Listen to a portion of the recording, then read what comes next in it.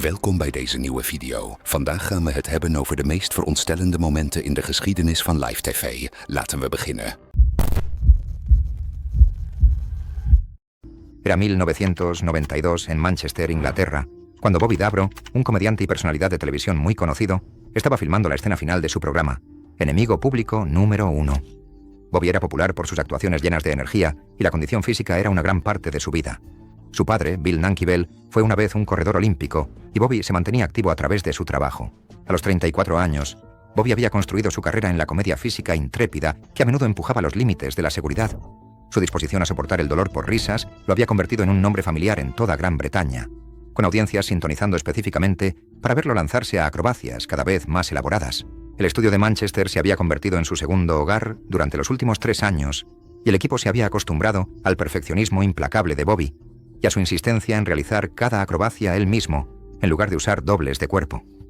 El trasfondo atlético de Bobby le daba confianza en desafíos físicos que intimidarían a otros artistas. Había entrenado en gimnasia cuando era adolescente y mantenía su flexibilidad a través de entrenamientos diarios, creyendo que su acondicionamiento lo protegería de lesiones graves. Sus colegas a menudo se maravillaban de su capacidad para recuperarse de golpes y moretones menores que dejarían a otros artistas fuera de acción durante días. Este día de filmación en particular había transcurrido sin problemas, con Bobby completando varias secuencias exigentes sin quejas ni vacilaciones. La escena que estaban filmando estaba destinada a ser alegre. Bobby estaba encerrado en un atrezo de cepo de madera, con la cabeza y las manos asomando por los agujeros, mientras sus compañeros de entretenimiento Keith Chegwin, Lionel Blair y Jim Bowen le lanzaban tomates. Se suponía que iba a ser una diversión inofensiva, el tipo de comedia física por la que Bobby era conocido. Pero el accesorio no estaba seguro, y Bobby tuvo que equilibrarse en una caja porque el suelo debajo de él era de concreto duro. La configuración parecía rutinaria. Solo otro día de filmación de sketches de comedia con sus colegas. Bobby había realizado innumerables acrobacias físicas a lo largo de su carrera sin incidentes, y esta escena en particular se suponía que era una de las más fáciles. Las cepo de madera estaban destinadas a mantenerlo en su lugar, mientras sus amigos lo bombardeaban con tomates para reírse, creando el tipo de humor slapstick que al público le encantaba. De repente Bobby perdió el equilibrio. Con sus brazos atrapados en las restricciones de madera, no pudo evitar caer. Golpeó el suelo de cara y Keith Chegwin dijo más tarde que el sonido de la cabeza de Bobby golpeando el concreto fue uno de los peores que había escuchado. Afortunadamente, Bobby logró girar ligeramente la cabeza en medio de la caída, lo que probablemente lo protegió de lesiones aún peores, pero aún así se cortó la barbilla y perdió el conocimiento brevemente. Fue llevado de urgencia al hospital donde los médicos se sorprendieron al descubrir que no se había roto la nariz ni perdido ningún diente. Sin embargo, sufrió una lesión en el cuello por el impacto y fue diagnosticado con latigazo cervical. Le dijeron que descansara, pero aunque la filmación había terminado, el dolor en su cuello continuó y se extendió a otras áreas de su cuerpo. Bobby luego visitó a un osteópata que utilizó terapia física para aliviar sus síntomas. La recuperación tomó alrededor de 6 semanas y eventualmente recuperó el movimiento, pero el dolor nunca desapareció por completo. Por un tiempo, ni siquiera podía hacer ejercicios básicos como abdominales, y incluso años después, Bobby todavía lidia con dolor en el cuello y la parte superior de la espalda. Los viajes largos en coche son difíciles y a veces experimenta dolor en el brazo y dolores de cabeza causados por la presión en los nervios. La caída nunca se emitió, pero la BBC ahora usa el clip con fines de entrenamiento para mostrar qué tan rápido pueden ocurrir accidentes incluso en un entorno controlado. Bobby nunca recibió compensación por lo que sucedió, ya que en ese momento no era común presentar reclamaciones por lesiones como lo es hoy. Era el 23 de mayo de 2016 cuando Cameron Blake, de 34 años, posicionó su unidad de transmisión móvil a lo largo de un tramo desolado de la carretera fuera de Moore, Oklahoma. Cameron trabajaba como meteorólogo para una estación de noticias regional, conocido por su valiente cobertura de tormentas y su habilidad para hacer comprensibles los complejos patrones climáticos para los espectadores. Su experiencia de infancia al sobrevivir a un tornado impulsó su obsesión por entender estas violentas tormentas. Junto a él estaba sentado Peter Webb, de 28 años, su operador de cámara, quien había expresado preocupaciones sobre su proximidad a la supercélula en desarrollo. Peter era cauteloso por naturaleza, pero confiaba en la experiencia de Cameron y se dejaba guiar por su juicio, incluso cuando el radar mostraba que la tormenta se intensificaba a un ritmo alarmante. El cielo de la tarde se había vuelto de un ominoso tono verde grisáceo. Cameron había colocado su SUV modificado mirando hacia el este para capturar el acercamiento de la tormenta, explicando los patrones de rotación a los espectadores que miraban desde casa. Entre esos espectadores estaba su esposa, Jennifer, con 7 meses de embarazo de su primer hijo. El tornado tocó tierra aproximadamente a 1 milla al suroeste de su posición, apareciendo como una columna oscura en forma de cuña. La voz de Cameron se mantuvo firme mientras narraba el aterrizaje durante casi 15 segundos, su instinto profesional superando todo lo demás. El embudo se movía hacia el noreste a 35 millas por hora, cerrando la distancia rápidamente. Los escombros comenzaron a golpear el vehículo, ramas, grava y material de techado, creando sonidos de martilleo violentos. Peter gritó que necesitaban irse de inmediato, pero Cameron continuó transmitiendo. La circulación exterior del tornado los alcanzó, y el SUV comenzó a balancearse violentamente mientras las ráfagas probablemente empujaban de 120 a 130 millas por hora cerca del vehículo. El granizo y pequeños escombros golpeaban el vidrio. Un montante roto de 2x4 de aproximadamente 4 pies de largo atravesó la ventana del lado del conductor a una velocidad estimada de 100 a 120 millas por hora. El vidrio templado explotó en fragmentos. La tabla se fragmentó en el marco de la ventana y el segmento delantero golpeó la sien izquierda de Cameron, causando una fractura de cráneo deprimida con hueso incrustado en el cerebro. Un segundo fragmento de revestimiento de aluminio cortó el parabrisas y rasgó su clavícula derecha, probablemente lacerando la arteria subclavia. Sangre arterial brillante se acumuló en el asiento en segundos. Peter logró acelerar fuera del camino del tornado, gritando el nombre de Cameron. La cámara montada, manchada de sangre y escombros, continuó grabando, su metraje distorsionado capturando solo fragmentos de lo que sucedió dentro del vehículo. La respiración de Cameron se volvió irregular y jadeante, indicando un trauma cerebral severo y muerte inminente. Peter condujo durante aproximadamente 2 minutos antes de detenerse, presionando su chaqueta contra la herida en el hombro de Cameron, pero el daño era catastrófico.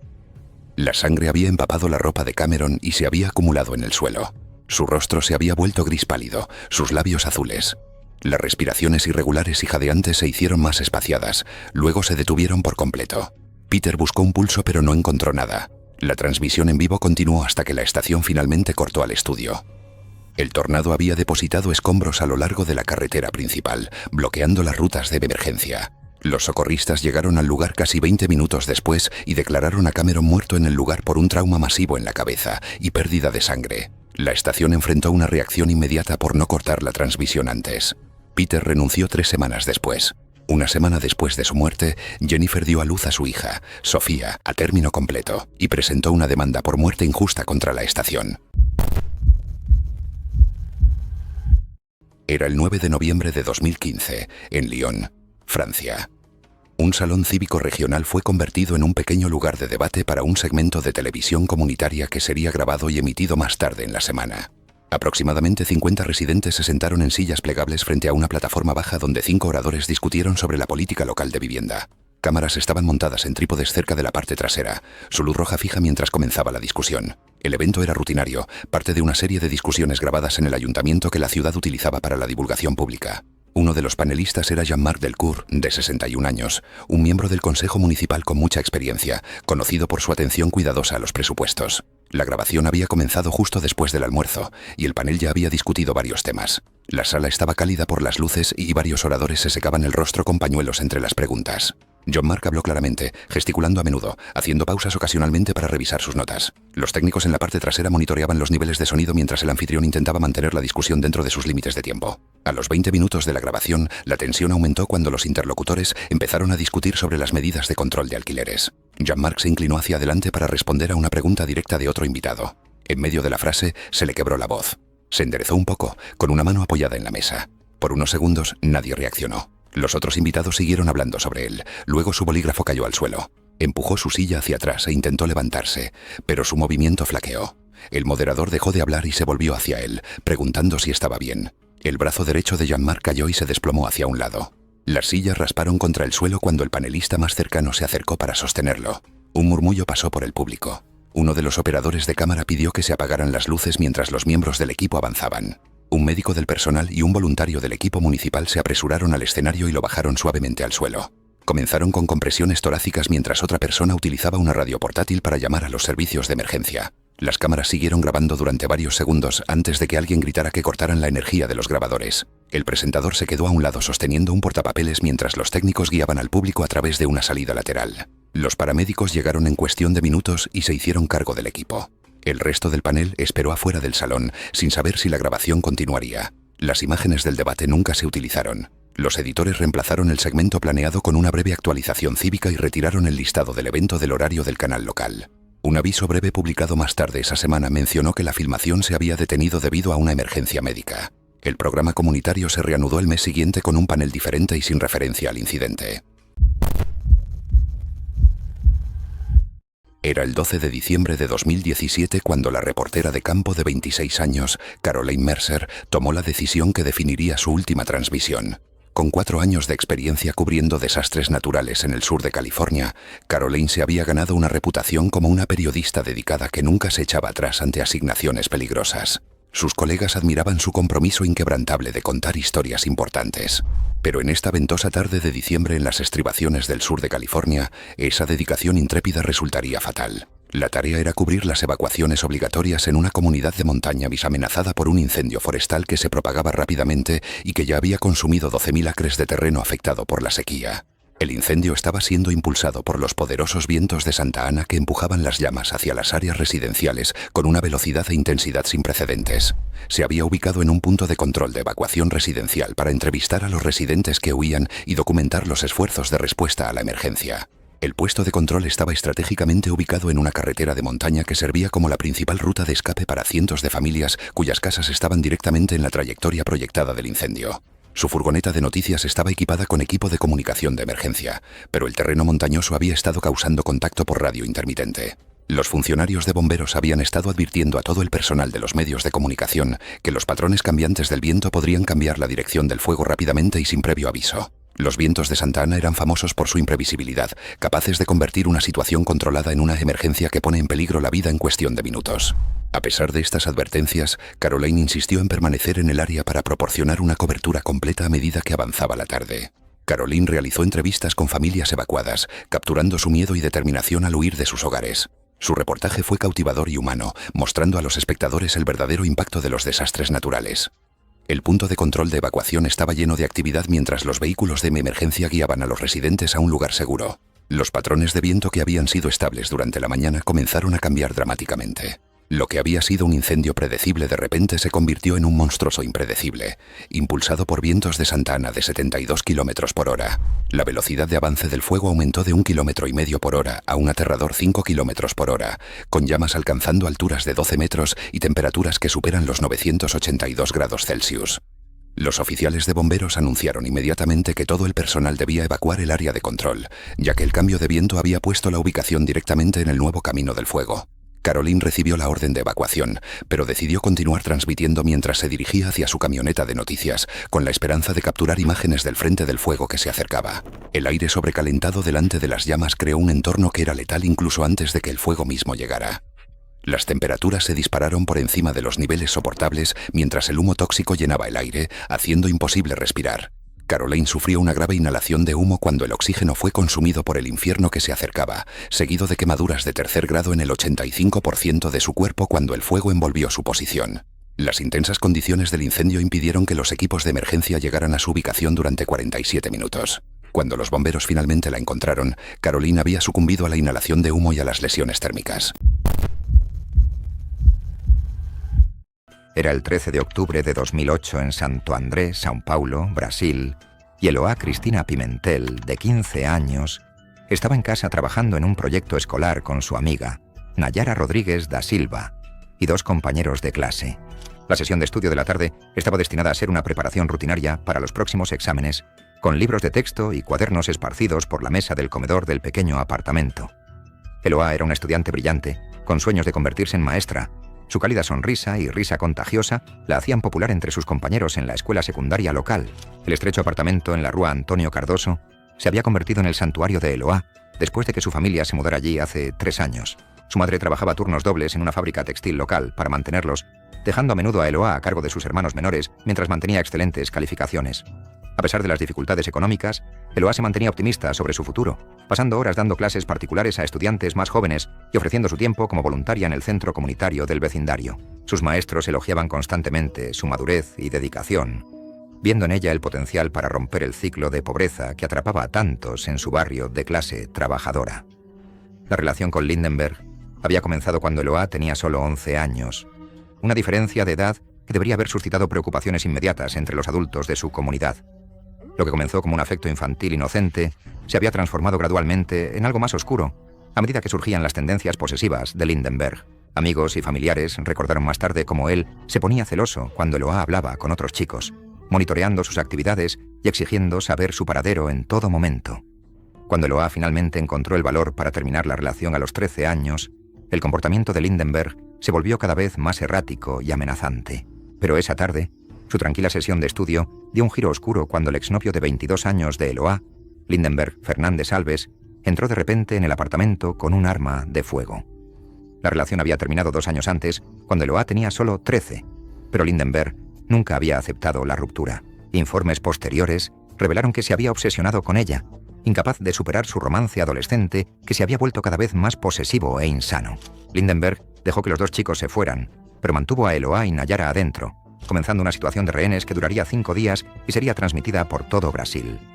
La policía respondió rápidamente con el Grupo de Acciones Tácticas Especiales, conocido como GATE, tomando el control y comenzando las negociaciones, con la esperanza de resolver la situación pacíficamente.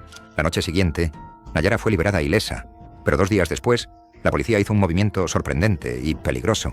Le pidieron a la joven de 15 años que volviera al apartamento, diciendo que su presencia podría ayudar a calmar a Lindenberg. A medida que la situación se prolongaba, la atención mediática explotó. Los medios de comunicación proporcionaron actualizaciones en vivo, día y noche, y el caso se convirtió en una obsesión nacional. Las cosas fueron aún más lejos cuando la periodista de Rede TV, Sonia Abrao, llamó a Lindenberg en vivo mientras él todavía estaba dentro con las chicas. Habló tanto con él como con Eloá, y la llamada fue transmitida a todo el país. Expertos legales dijeron más tarde que la llamada interfirió con la operación policial, con un caso civil presentado contra Abrao, acusándola de poner vidas en riesgo.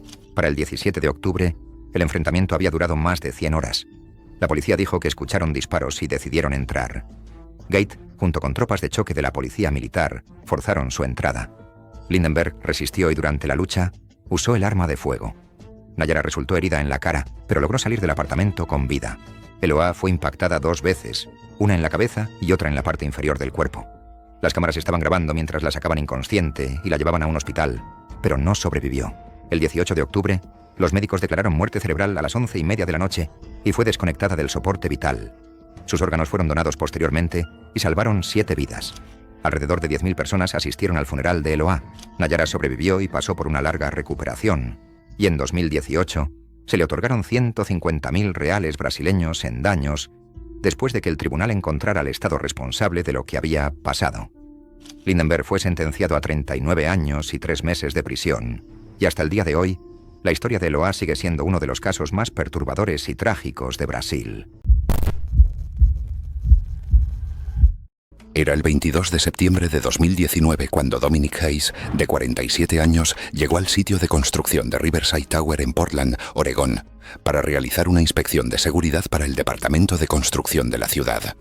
Dominic era un inspector estructural canadiense contratado bajo un acuerdo internacional de cumplimiento de revisión por pares con años de experiencia evaluando proyectos de rascacielos en toda América del Norte.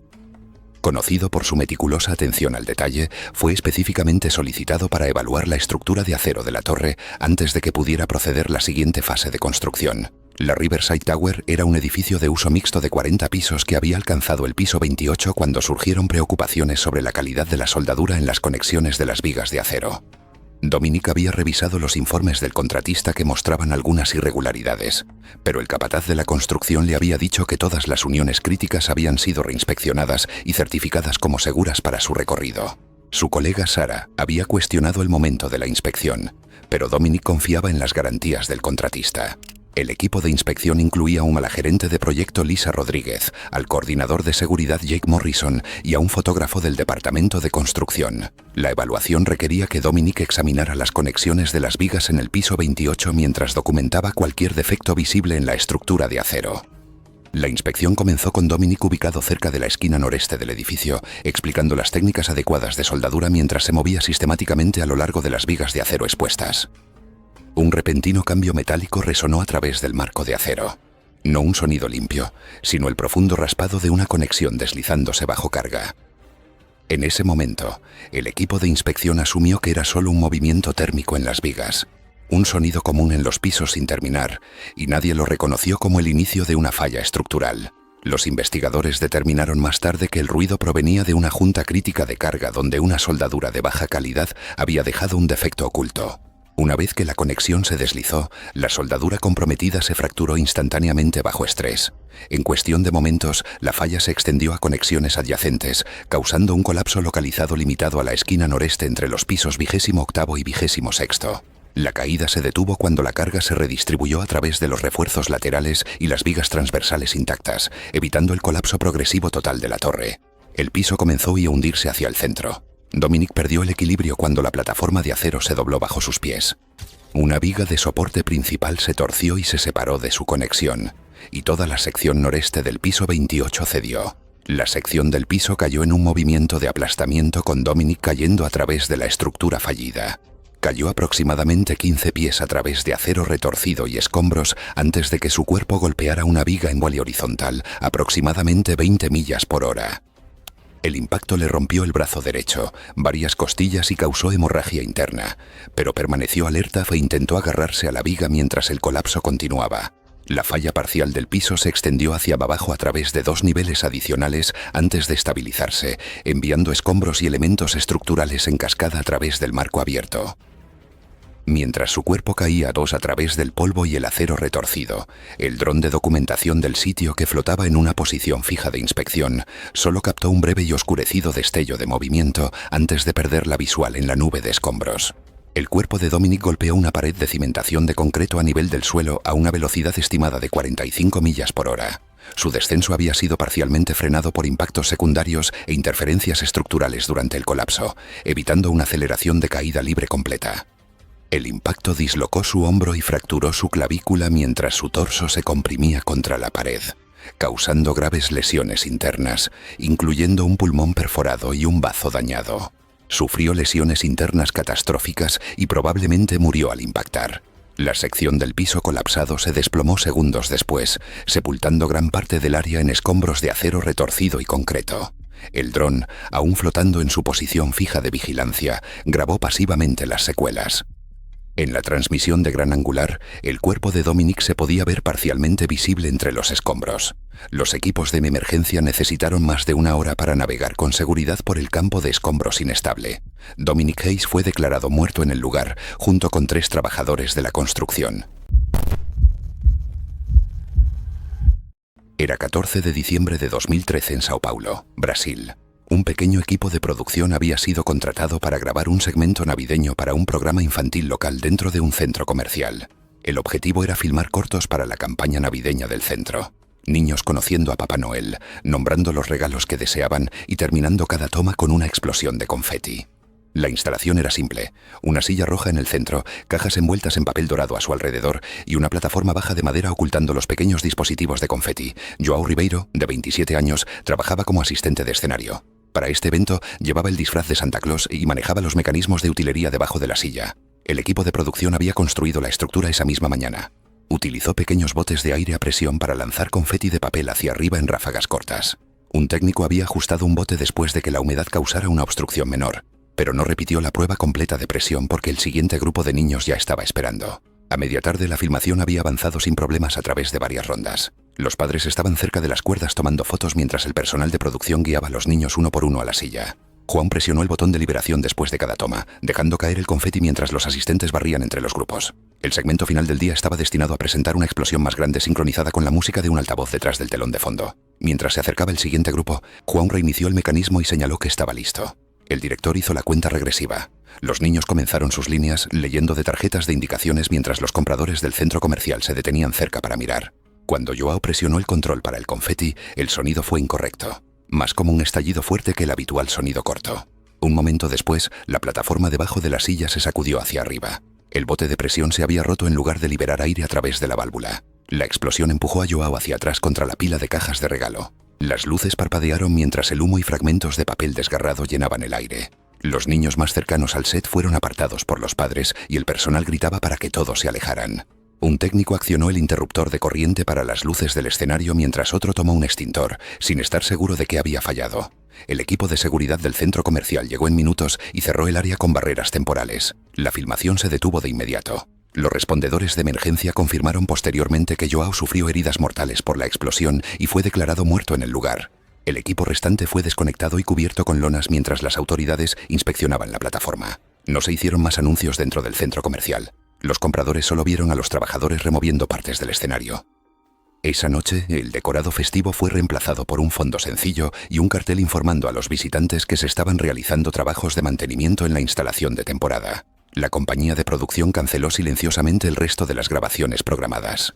En las semanas siguientes, el centro comercial continuó su programa navideño sin utilería, usando música grabada y un área de fotos estándar en su lugar. No se publicó ningún material de las sesiones anteriores y el segmento nunca se mencionó nuevamente en la programación del espectáculo.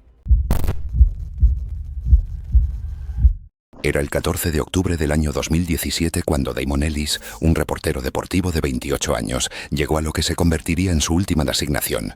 Con 5 años de experiencia cubriendo deportes universitarios, Damon se había ganado una reputación como un periodista enérgico que aportaba un entusiasmo genuino a cada juego que cubría.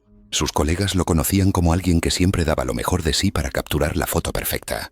Pero en este sábado de regreso a casa en Texas, esa dedicación resultaría fatal. La tarea era cubrir el partido de regreso a casa entre dos universidades rivales. La atmósfera era eléctrica, con exalumnos regresando al campus y estudiantes preparándose para lo que prometía ser uno de los juegos más emocionantes de la temporada. Damon había solicitado específicamente esta asignación debido a su experiencia en deportes universitarios y su capacidad para capturar la emoción cruda que hacía que estas rivalidades fueran atractivas. Al llegar 3 horas antes del inicio del partido, Damon estaba decidido a crear una cobertura completa que exhibiera toda la experiencia del regreso a casa. Había convencido a su productor de que le dejara transmitir desde una plataforma temporal erigida en la parte superior del estadio, argumentando que la posición elevada proporcionaría tomas espectaculares del público y daría a los espectadores una perspectiva única. El estadio era una estructura de concreto de 40 años que había albergado innumerables partidos a lo largo de las décadas. Aunque los equipos de mantenimiento habían señalado algunas preocupaciones estructurales con la cubierta superior durante las inspecciones de rutina, la instalación había sido autorizada para su uso normal. La plataforma de transmisión temporal había sido instalada por un subcontratista utilizando puntos de montaje que parecían seguros, pero que no habían sido probados adecuadamente para el peso adicional del equipo de transmisión. El subcontratista había reutilizado pernos de anclaje de décadas de antigüedad incrustados en concreto desgastado, sin saber qué años de corrosión habían debilitado su agarre. Los cantos sincronizados de la multitud amplificaron las vibraciones estructurales, coincidiendo con la frecuencia natural de la plataforma, un fenómeno que los ingenieros llaman resonancia, lo que aceleró rápidamente el aflojamiento. A medida que se acercaba la hora del partido, el estadio comenzó a llenarse con una multitud entusiasta que finalmente alcanzaría casi su capacidad total, con decenas de miles de espectadores llenando las gradas. La energía era palpable mientras los aficionados llegaban a sus asientos vistiendo los colores del equipo. Damon se posicionó en la plataforma con su camarógrafo, emocionado por las imágenes dramáticas que capturarían. Damon comenzó su programa en vivo antes del juego, entrevistando a exalumnos y describiendo la increíble atmósfera que se estaba formando a su alrededor. Su entusiasmo era contagioso mientras pintaba un panorama del fútbol americano universitario en su máxima expresión, con fanáticos apasionados creando un ambiente que ejemplificaba el atletismo amateur. Los pernos de montaje se habían instalado según las especificaciones estándar, pero las vibraciones constantes de la multitud estaban produciendo tensiones que el montaje nunca estaba destinado a soportar. El movimiento rítmico estaba aflojando gradualmente las conexiones, creando una situación peligrosa que nadie podía detectar. Damon notó que la plataforma comenzaba a balancearse ligeramente, pero asumió que era un movimiento normal debido a la actividad de la multitud. Había trabajado en estructuras temporales antes y confiaba en que se habían seguido los protocolos de seguridad adecuados. Su enfoque se mantuvo en ofrecer una cobertura convincente, sin darse cuenta de que la integridad estructural de la plataforma se estaba deteriorando rápidamente. El fallo ocurrió sin previo aviso. Los pernos de montaje de repente cedieron por completo, causando que toda la plataforma se separara de sus puntos de anclaje. Raymond y 800 libras de equipo de transmisión comenzaron a caer 85 pies hacia la explanada de concreto abajo. La caída duró solo 2,3 segundos. Golpeó la superficie de concreto con una fuerza tremenda, sufriendo un trauma fatal en la cabeza y muerte instantánea. Era el 27 de septiembre de 2007 en Yangon, Myanmar, y durante 10 días, multitudes habían salido a las calles en protesta pacífica. Monjes budistas con túnicas rojas lideraban las manifestaciones, caminando con calma y cantando por la libertad. Lo que comenzó como protestas contra el aumento de los precios del combustible se había convertido en algo mucho más grande. La gente ahora pedía democracia, frustrada con la pobreza, el régimen militar y la falta de derechos básicos. En medio de todo esto estaba Kenji Nagai, un periodista japonés de 50 años que había llegado solo 2 días antes. Trabajaba para un pequeño medio llamado APF News, y Kenji había pasado años informando desde lugares peligrosos: Afganistán, Irak, Palestina.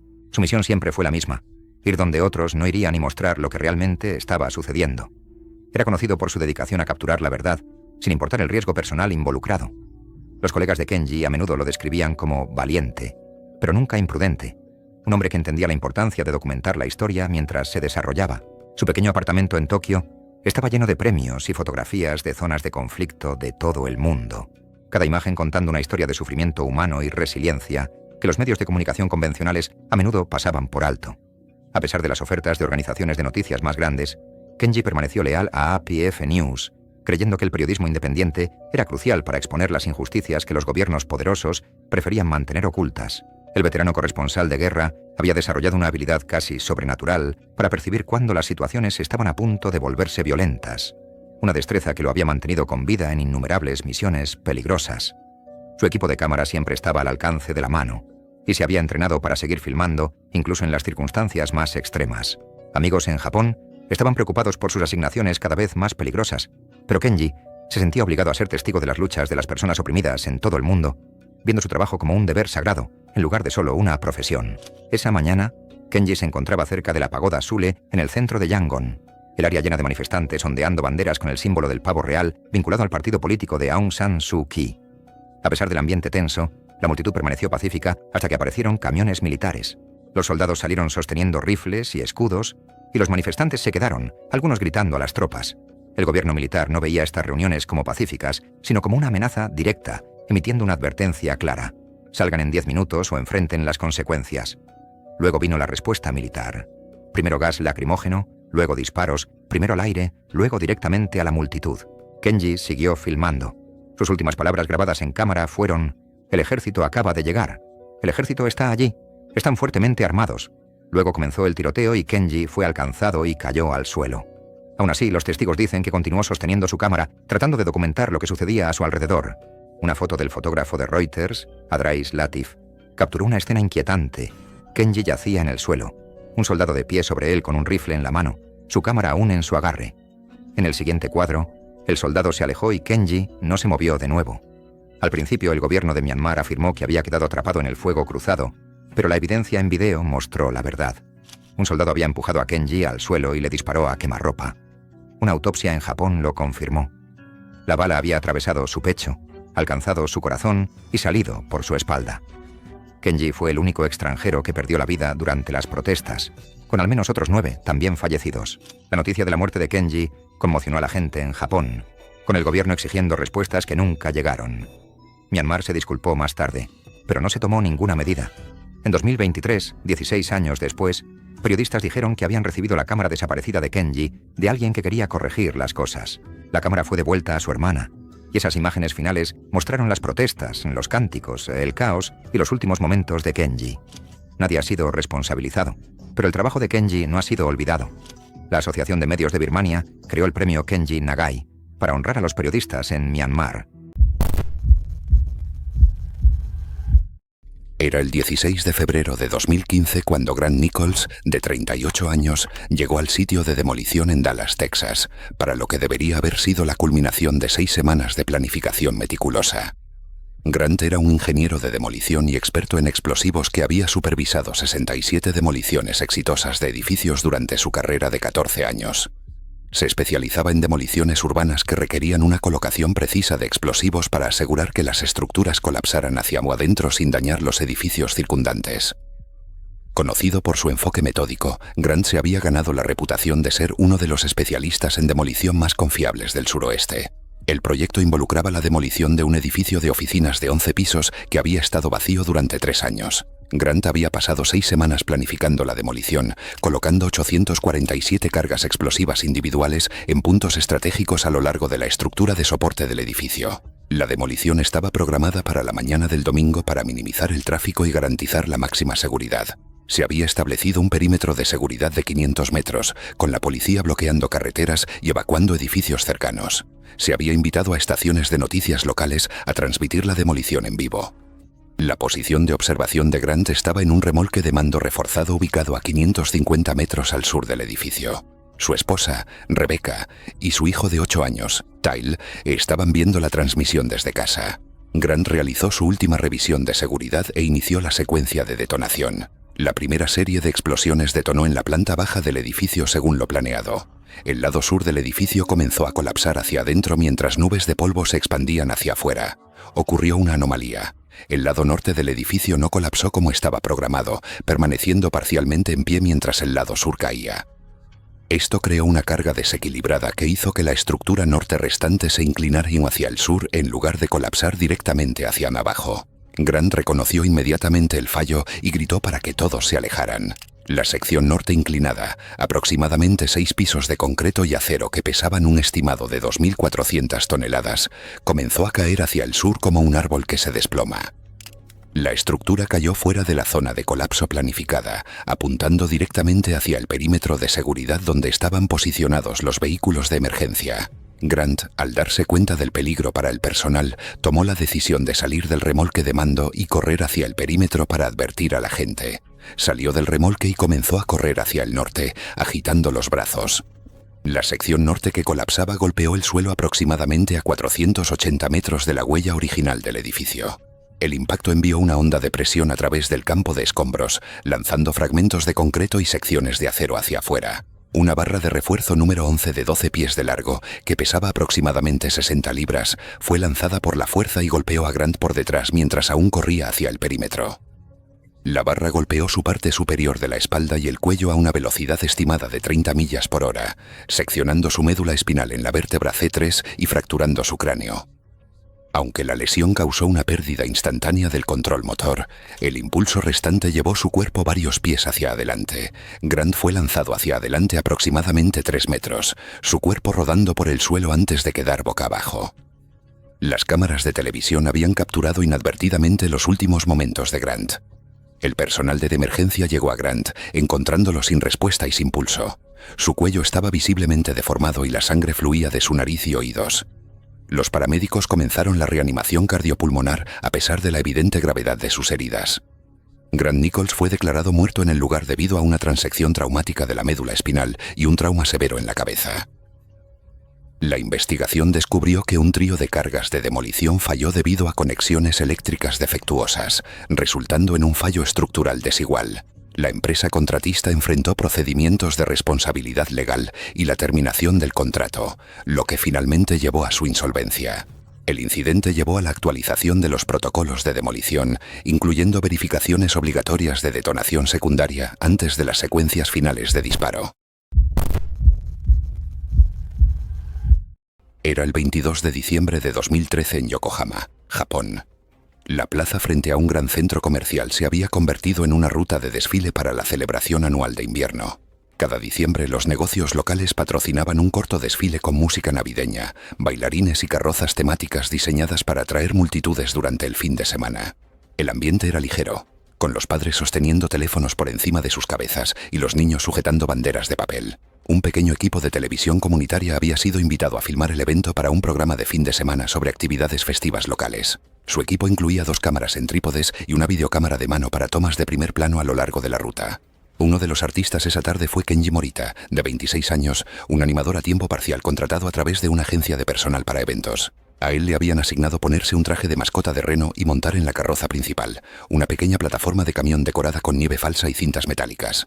Kenji había hecho trabajos similares antes en promociones de centros comerciales y festivales escolares. Su papel era saludar, lanzar bolas de nieve suaves a la multitud y mantener la energía ligera para el equipo de cámaras grabando cerca. La mañana había sido ocupada. Los equipos de montaje tendieron cables para los altavoces, colocaron luces y revisaron las carrozas. El camión en el que estaba Kenji tenía una sección frontal estrecha con una barandilla de aluminio ligero cubierta de oropel. No estaba diseñado para soportar peso, solo para decoración. Un miembro del personal había notado que parte del marco frontal se sentía suelto, pero decidió que era menor y lo ató con alambre en lugar de volver a atornillarlo.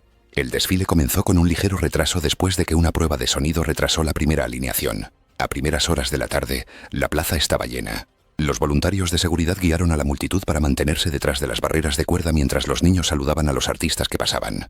Kenji se subió a su carroza, ajustándose la pesada cabeza de la mascota antes de tomar posición cerca de la esquina delantera. El disfraz le restringía la visión y las botas acolchadas hacían inestable el equilibrio. Cuando llegó la señal para comenzar, el camión se movió lentamente a lo largo del camino marcado. El equipo de televisión comunitaria siguió a lo largo de un lado, capturando tomas generales y cortes para la edición posterior.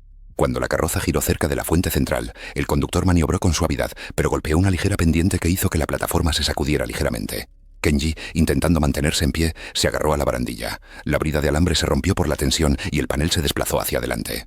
Su pie derecho se enredó en uno de los cables de los altavoces pegados al suelo.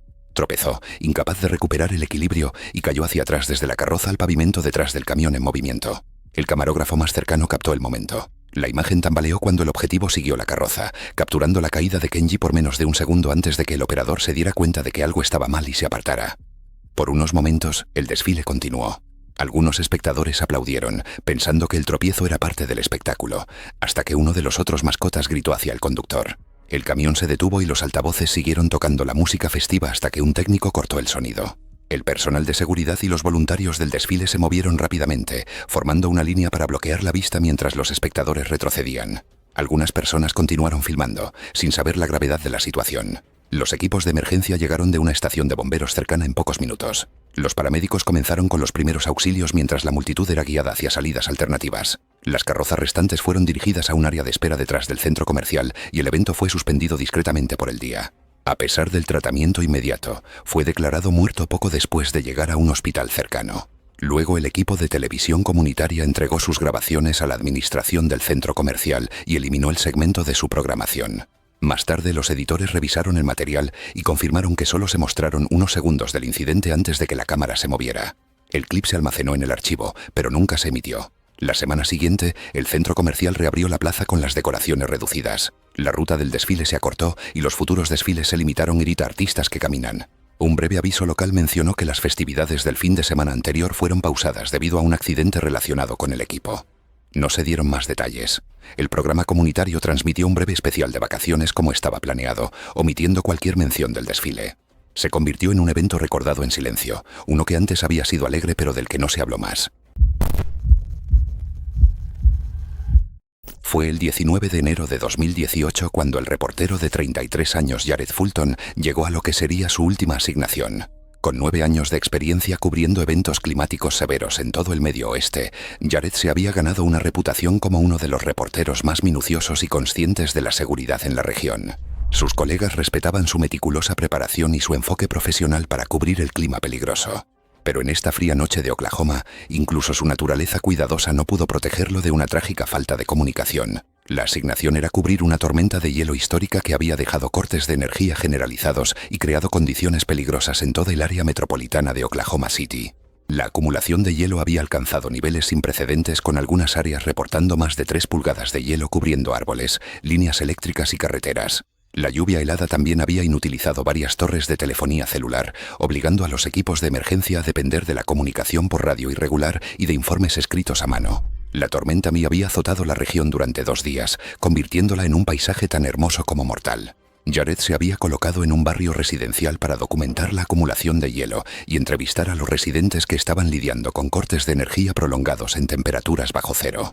La ubicación parecía ideal. Ofreció imágenes dramáticas de árboles cargados de hielo y le permitió mostrar el impacto de la tormenta en familias comunes. Lo que no sabía era que los registros de servicios públicos para el área estaban incompletos debido a fallas de comunicación relacionadas con la tormenta entre las cuadrillas de reparación.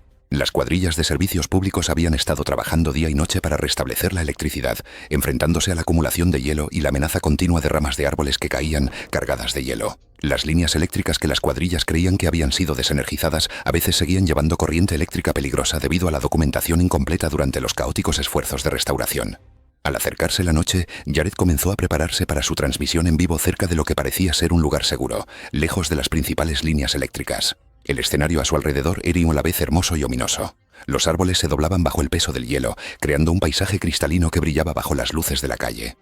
La temperatura ya había bajado a 18 grados Fahrenheit. Jared comenzó su transmisión en vivo por la noche de pie cerca de los árboles cubiertos de hielo para demostrar el impacto dramático de la tormenta en el área residencial. Su informe fue informativo y convincente, mostrando a los espectadores los desafíos reales que enfrentaban los residentes durante cortes de energía prolongados en condiciones invernales peligrosas. Describió la belleza y el peligro de la acumulación de hielo mientras mantenía su comportamiento profesional. El fallo catastrófico ocurrió sin previo aviso. La rama del roble, que ya no podía soportar el enorme peso del hielo acumulado, se rompió completamente y comenzó a caer hacia el suelo. La rama golpeó una línea eléctrica que las cuadrillas de servicios públicos habían creído incorrectamente que estaba desconectada de la red eléctrica. La línea todavía estaba energizada por una subestación cercana después de la reconducción automática de la red minutos antes. El impacto hizo que la línea eléctrica se rompiera y cayera directamente sobre Jared, quien estaba a 2,5 metros de distancia y no tuvo tiempo de reaccionar. La corriente eléctrica de 13.200 voltios causó un paro cardíaco inmediato al entrar en su cuerpo por el hombro y salir por la pierna. Los testigos vieron un destello azul-blanco brillante cuando el cable tocó su hombro, iluminando momentáneamente la escena cubierta de hielo. La descarga eléctrica lo mató al instante. Los servicios de emergencia llegaron en 12 minutos, pero encontraron que la muerte había sido instantánea. La transmisión en vivo capturó todo el incidente antes de que el operador de cámara apagara el equipo. Jared fue declarado muerto en la escena por paro cardíaco eléctrico. Era el 8 de diciembre de 2016 y el sol de la mañana entraba por las ventanas del estudio de noticias de Kaikisan, en Austin, Texas, mientras Patricia Williams se preparaba para otro día de entregar las noticias a su querida comunidad. A los 51 años, la veterana presentadora de noticias matutinas se había convertido en un elemento fijo en los hogares de Austin durante más de 15 años. Su cálida personalidad y su genuino interés por las historias locales la convertían en una voz de confianza, en la que miles de espectadores confiaban para comenzar su día. Patricia había construido su carrera cubriendo celebraciones comunitarias, campañas de caridad locales y las historias de interés humano que conectaban a los vecinos en la extensa capital de Texas. Esa mañana de diciembre, Patricia estaba emocionada por cubrir las historias más conmovedoras de la temporada navideña. La programación del programa incluía segmentos sobre colectas de juguetes locales, eventos benéficos navideños y celebraciones comunitarias de fin de año que reunían a los residentes de Austin. Sus copresentadores y el equipo de producción habían trabajado con ella durante años, creando una atmósfera familiar en la sala de redacción donde la risa contagiosa de Patricia y su espíritu de mentoría hacían que todos se sintieran valorados y apreciados. Pero durante varias semanas, Patricia había estado luchando con fuertes dolores de cabeza que parecían empeorar con cada día que pasaba. El dolor aparecía de repente durante las reuniones editoriales, obligándola a disculparse para encontrar un lugar tranquilo donde recuperarse. Ella atribuía los síntomas al estrés laboral y al exigente horario de la televisión matutina, que requería que se despertara a las 3:30 de la mañana y mantuviera altos niveles de energía durante toda la transmisión. Patricia siempre había estado dedicada a su oficio, a menudo trabajando a pesar de enfermedades menores y desafíos personales para asegurar que sus espectadores recibieran una cobertura de noticias confiable. Sus colegas notaron que parecía más cansada de lo habitual, deteniéndose ocasionalmente a mitad de frase durante los ensayos o apareciendo momentáneamente confundida al revisar los guiones del teleprompter. Patricia desestimó sus preocupaciones con su característica sonrisa, insistiendo en que solo necesitaba más sueño y quizás unas vacaciones después de la temporada navideña. El equipo de producción no tenía idea de que su querida presentadora estaba experimentando las primeras señales de advertencia de una emergencia médica catastrófica que se desarrollaría frente a miles de espectadores. Durante un segmento de entrevista en vivo sobre organizaciones benéficas locales para las fiestas, Patricia estaba hablando con un representante del Banco de Alimentos de Austin sobre su programa de distribución de comidas navideñas. La conversación fluía naturalmente mientras Patricia hacía preguntas reflexivas sobre oportunidades de voluntariado y necesidades de donaciones. Luego, sin previo aviso, de repente dejó de hablar a mitad de la frase, sus palabras se desvanecieron mientras miraba fijamente a la cámara con una expresión de confusión que alarmó de inmediato a su copresentador. Patricia parecía desorientada y perdida. Su habitual compostura profesional fue reemplazada por una evidente angustia mientras luchaba por entender lo que le estaba sucediendo. Comenzó a hablar incoherentemente. Sus palabras eran arrastradas y desconectadas mientras su copresentador intentaba desesperadamente continuar la entrevista y mantener una apariencia de normalidad. Los operadores de cámara y el equipo de producción observaron con horror cómo la condición de Patricia se deterioraba rápidamente ante sus ojos. Luego, Patricia se desplomó en el escritorio de noticias durante la transmisión en vivo. Su cuerpo se volvió inerte mientras caía hacia adelante sobre los papeles y la taza de café que habían sido parte de su rutina matutina durante 15 años. Los espectadores de todo Austin miraron con asombro cuando los paramédicos llegaron al set y comenzaron el tratamiento de emergencia. Su urgencia profesional contrastaba fuertemente con las alegres decoraciones navideñas que aún adornaban el estudio. Finalmente la estación cortó a comerciales, pero miles ya habían presenciado la emergencia médica en tiempo real.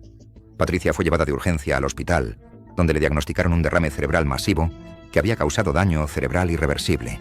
A pesar de los mejores esfuerzos del equipo médico, ella murió 3 días después, rodeada de familiares que habían volado desde todo el país. El programa matutino salió del aire durante una semana, mientras el equipo lamentaba y procesaba la traumática pérdida de su colega y amiga. Los espectadores inundaron las redes sociales con homenajes, compartiendo cómo Patricia había sido parte de sus rutinas diarias durante años. Su presencia brindaba consuelo y conexión en un mundo cada vez más desconectado. Se estableció una beca de periodismo en su nombre en la Universidad de Texas para apoyar a aspirantes a periodistas de radiodifusión que compartían su pasión por contar historias de la comunidad. Era el 9 de julio de 2016 cuando Jetta Howard, de 33 años, llegó al campamento base en Chamonix, Alpes franceses, para lo que debería haber sido una operación rutinaria de rescate en montaña. Jetta era una especialista noruega en rescate de montaña y paramédica que había estado trabajando en operaciones de rescate alpino durante 9 años. Conocida por sus habilidades técnicas de escalada y su comportamiento calmado durante operaciones de alto estrés, había participado con éxito en más de 200 operaciones de rescate en montaña. La operación de rescate involucraba extraer a un escalador herido de una cara rocosa empinada a aproximadamente 11.150 pies de altura en el Mont Blanc. Un equipo de documentalistas había estado filmando una serie sobre operaciones de rescate en montaña y se les había concedido acceso para retransmitir en directo para una emisión de emergencia alpina regional, con imágenes de en helicóptero transmitidas en tiempo real a las filiales de televisión locales. El escalador herido, un turista alemán, había caído aproximadamente 30 pies y sufrió una fractura compuesta en la pierna que requería una extracción inmediata en helicóptero. Las condiciones meteorológicas eran marginales para las operaciones de helicóptero, con vientos racheados que promediaban 25 millas por hora y ráfagas ocasionales más fuertes. Jetta había sido seleccionada como la especialista en rescate para ser descendida desde el helicóptero debido a su experiencia con extracciones técnicas. El piloto del helicóptero era un aviador francés con 22 años de experiencia en vuelos alpinos.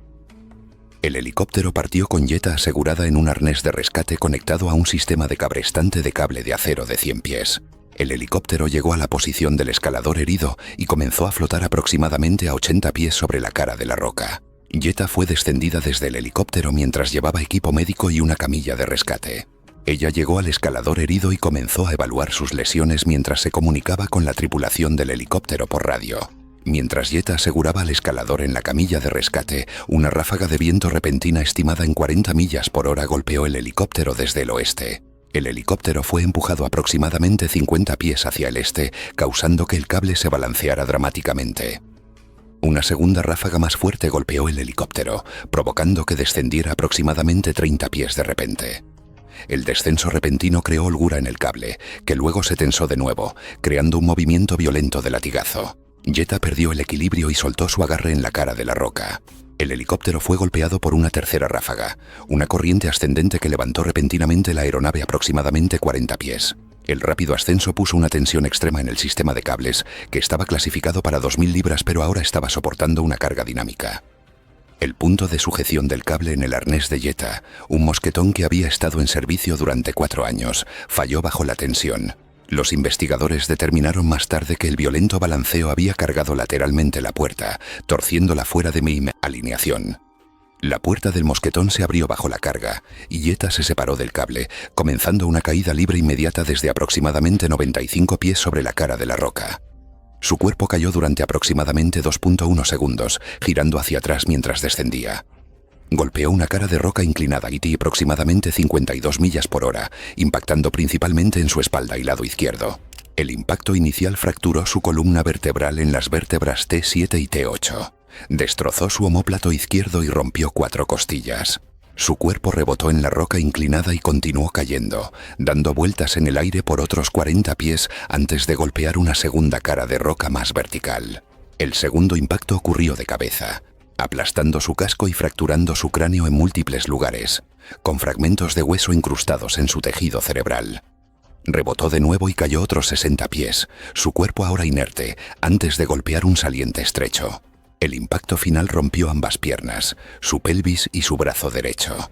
Se detuvo aproximadamente a 60 metros por debajo de su posición inicial. Toda la caída fue capturada por la cámara montada en el helicóptero.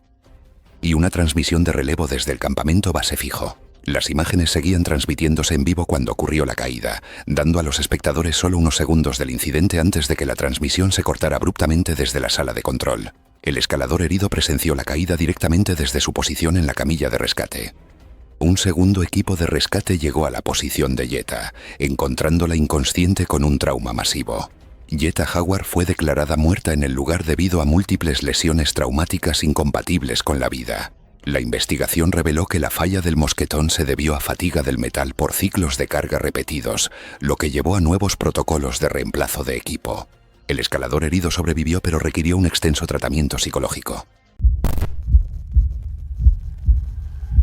Era el 18 de febrero de 2016 en Wichita, Kansas. Dentro de un pequeño estudio de televisión local, la presentadora matutina Laura Kinney comenzó su habitual turno temprano. Las luces del set eran brillantes, el equipo pequeño y todo seguía su rutina normal. Laura había trabajado en la radio antes de unirse a la televisión 5 años antes. A los espectadores les gustaba porque era constante y clara, especialmente durante emergencias locales o reportes de tormentas. Esa mañana, ella llegó más temprano de lo habitual, tomando café y frotándose el cuello.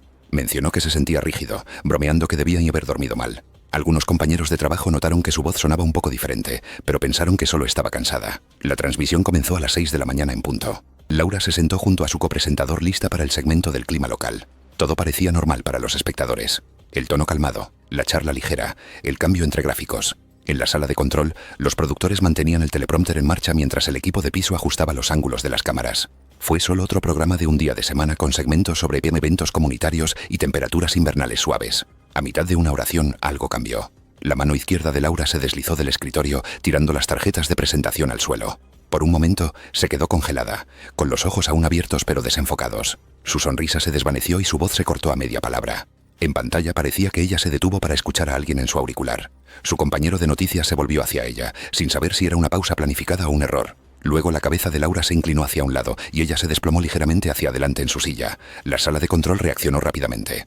Una directora llamó para cambiar de cámaras, cambiando a un gráfico del tiempo para cubrir la transmisión. La copresentadora se inclinó hacia ella, susurrando algo que los micrófonos no captaron. Alguien fuera de cámara gritó su nombre. La estación tuvo un breve retraso de transmisión de unos pocos segundos, lo suficiente para evitar que la mayoría de lo que ocurrió saliera al aire en televisión.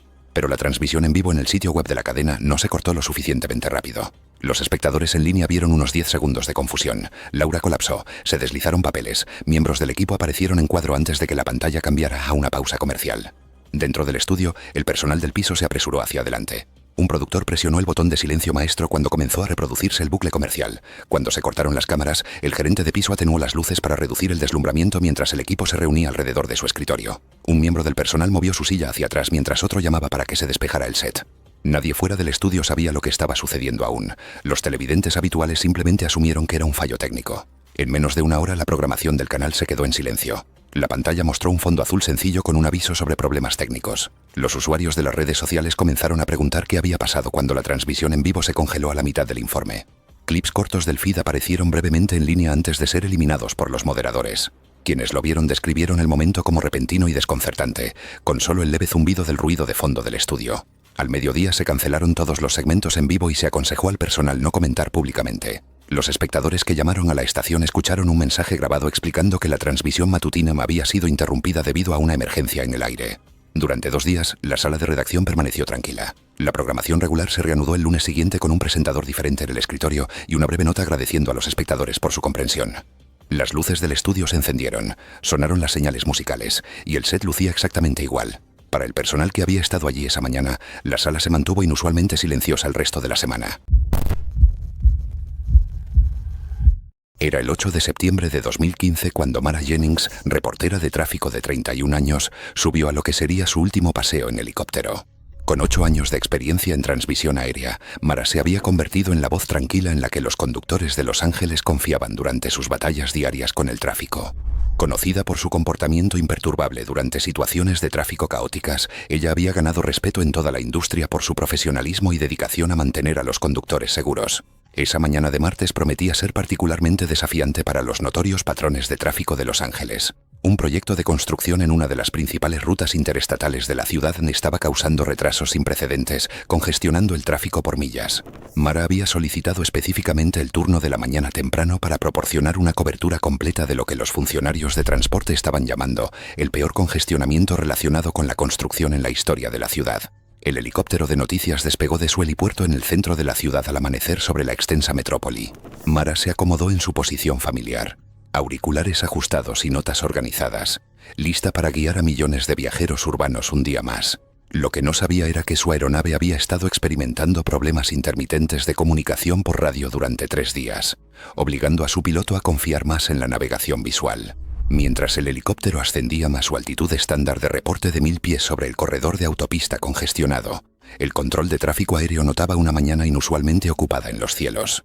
5 helicópteros de noticias y 2 aeronaves de la policía estaban operando en el mismo espacio aéreo general, todos atraídos para cubrir la enorme interrupción del tráfico. La convergencia de tantas aeronaves estaba creando un baile aéreo complejo que requería una coordinación precisa. El peligro comenzó a formarse cuando el helicóptero de una estación competidora se acercó desde el este, buscando también el mejor punto de vista para cubrir el mismo incidente masivo de tráfico. Ambas aeronaves operaban a altitudes similares, atraídas por la representación visual más dramática de la crisis de transporte de la mañana. Los pilotos eran profesionales experimentados, pero la combinación de tráfico aéreo intenso y comunicaciones de radio comprometidas estaba creando una situación potencialmente peligrosa.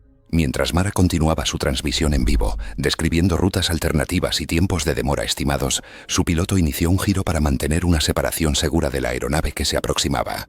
Los protocolos estándar de aviación requerían una coordinación clara por radio, pero el transceptor defectuoso del helicóptero de Mara causaba estática intensa, bloqueando una advertencia sobre la convergencia de aeronaves cercanas. La colisión ocurrió con una aterradora rapidez. El rotor de cola del helicóptero competidor golpeó el ensamblaje del rotor principal de la aeronave de Mara, enviando fragmentos de palas del rotor y escombros dispersos por el aire. Ambos helicópteros perdieron inmediatamente su capacidad de mantener un vuelo controlado, entrando en descensos rápidos que terminarían en tragedia.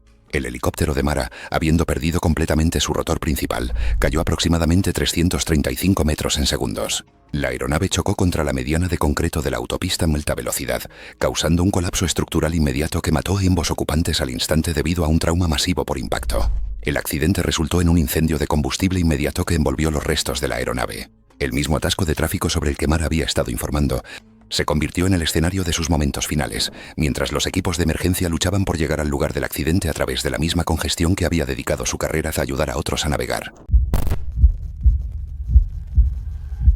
Era 1979 en Clearwater, Florida, cuando un nuevo programa infantil de temática cristiana llamado Joy Junction se emitió en la Christian Television Network. Presentaba personajes coloridos como el Sheriff Dawn, el profesor Cloudhopper, Whistler Dan y un ventrílocuo llamado Ron, que actuaba con su marioneta, Marty. El programa se centraba en la diversión y la fe, enseñando a los niños sobre valores, bondad y mantenerse alejados de las malas influencias. Ronald William Brown, el hombre detrás del personaje de Ron, también estaba activo en su comunidad local de la iglesia en Largo, Florida. Regularmente organizaba espectáculos de marionetas, llevaba a los niños a la iglesia en la furgoneta de la iglesia e incluso los invitaba a comer pizza antes del estudio bíblico. Para muchos padres parecía amable y digno de confianza, exactamente el tipo de persona que querían que influyera en sus hijos. El programa se hizo rápidamente popular, con los padres encantados con su mensaje saludable y los niños disfrutando de las canciones, juegos y lecciones. Pronto Joy Junction se expandió a nivel nacional, emitiéndose en importantes redes cristianas como Trinity Broadcasting y Family Network. Se emitió durante casi 20 años, desde 1979 hasta principios de los años 2000, llegando a miles de hogares en Estados Unidos. Brown utilizó su plataforma para enseñar a los niños a resistir la tentación y mantenerse en el camino correcto, todo mientras ocultaba algo mucho más oscuro detrás de su imagen saludable. En 1998, la policía detuvo a Brown y encontró ropa interior de niños en su vehículo. Él afirmó que eran accesorios para sus marionetas y las autoridades lo dejaron ir sin tomar más medidas.